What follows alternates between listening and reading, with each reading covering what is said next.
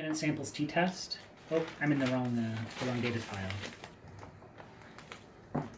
I'm going to do another independent samples t-test. What I'm going to do is I'm going to keep this romantic,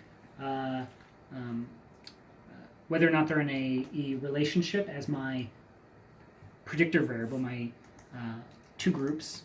But instead of looking at commitment and hookup, I'm actually going to focus in on these attachment variables. And what you'll see is when I put these in,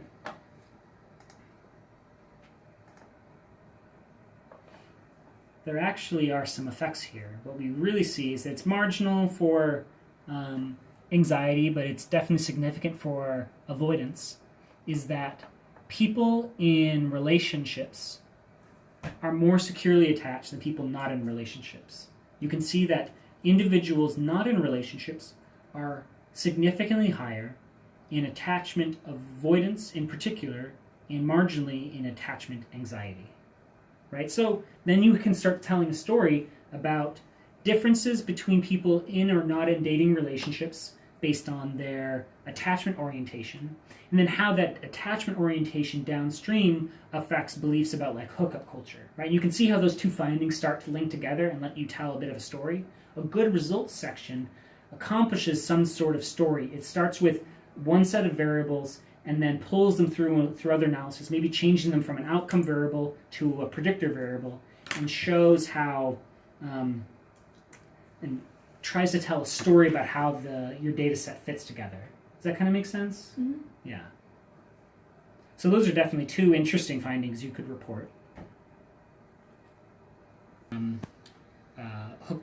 Hookup culture is sort of already talked about in that one moderation analysis, but like, do they predict commitment?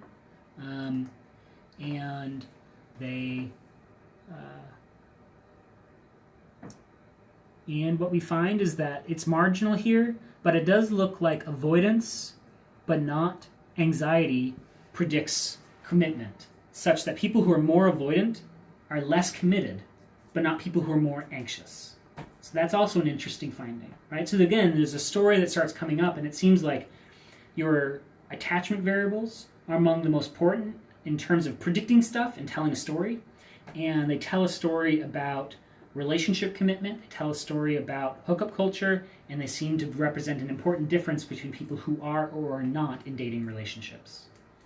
And when we talk about all of this stuff, it can be more informal because it wasn't our formal hypothesis. Correct. We're just saying this was some other things to consider. Mm-hmm. This was some exploratory things that we found, and maybe, further research, we could look into this. Yeah, that would be fine. Yeah, I think it's good to be honest.